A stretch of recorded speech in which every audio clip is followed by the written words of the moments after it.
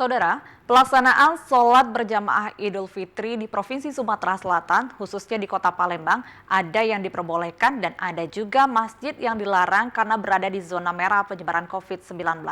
Dan bagaimana pendapat ahli psikologi sosial terkait masalah ini? Saat ini kita sudah bersama dengan Reza Indragiri Amriel. Selamat petang, Bung Reza. Selamat petang, Assalamualaikum warahmatullahi. Waalaikumsalam warahmatullahi wabarakatuh. Bung Reza, bagaimana pendapat Anda terkait menanggapi larangan pelaksanaan sholat Idul Fitri di Palembang yang berada dalam zona merah COVID saat ini? Persoalannya adalah barangkali tidak hanya di tingkat provinsi atau tingkat kabupaten, tapi bahkan di tingkat nasional pun menurut saya terjadi kesimpang siuran aturan atau regulasi terkait dengan bagaimana masyarakat bisa beribadah di satu sisi, tapi juga tetap terlindungi dari pandemi COVID-19 pada sisi lain. Ambil misal ya, kalau di tingkat nasional kita ketahui ada peraturan misalnya masyarakat dilarang mudik, tapi pada saat yang sama berwisata diperbolehkan. Lagi, masyarakat dilarang mudik, tapi warga negara asing lenggang kangkung masuk Indonesia. Di Jakarta sebagai misal, ada kasus pidana karena orang atau sekelompok orang sudah menciptakan kerumunan. Tapi ketika petinggi negara juga menciptakan kerumunan, ternyata proses hukumnya sama sekali tidak ada. Jadi inkonsistensi itu yang menurut saya menggelisahkan. Di samping pandemi menjadi persoalan pokok, tapi inkonsistensi atau ketidakajegan peraturan itu menambah persoalan hidup kita sehari-hari menurut saya. Artinya Bung Reza, inkonsistensi terhadap peraturan ini juga membuat masyarakat juga bingung terkait masalah ini, baik khususnya untuk sholat id ini juga, Bung Reza. Ya, dari perspektif psikologi ya, kalau kita ingin menciptakan keteraturan, ingin membangun kedisiplinan, ingin membuat masyarakat itu patuh terhadap hukum, maka salah satu unsur yang terpenuhi adalah unsur konsistensi atau keajegan.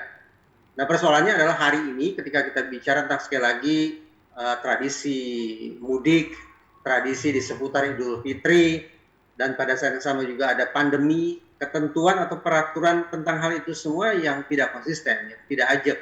Jadi wajar kalau kemudian, maaf kata, kalau kemudian masyarakat juga tidak lagi disiplin dalam mematuhi protokol kesehatan, masyarakat menjadi lebih berani dalam kurung lebih nekat dalam menyongsong resiko tertular virus, masyarakat tidak lagi menjadikan kesehatan atau keamanan diri sebagai prioritas utama, tapi kemudian memilih untuk mengambil perilaku-perilaku yang sesungguhnya beresiko.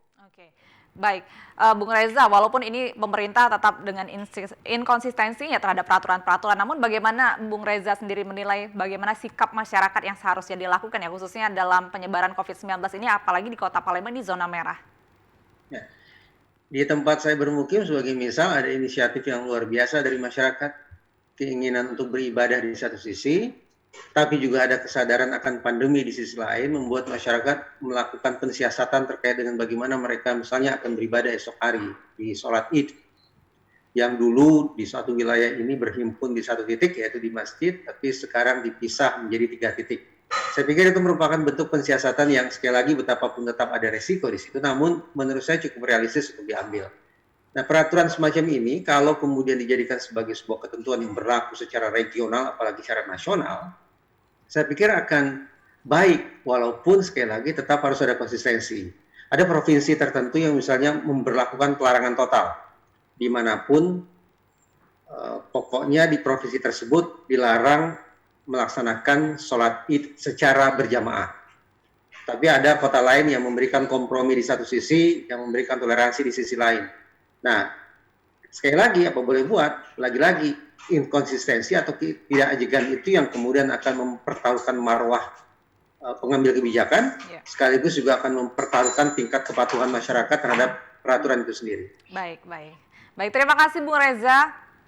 Terima kasih. Atas waktunya. Selamat sore. Assalamualaikum warahmatullahi wabarakatuh. Waalaikumsalam warahmatullahi wabarakatuh. Bung Reza, psikologi sosial melihat inkonsistensi peraturan yang harus harus disikapi bijak oleh masyarakat. Kita beralih ke informasi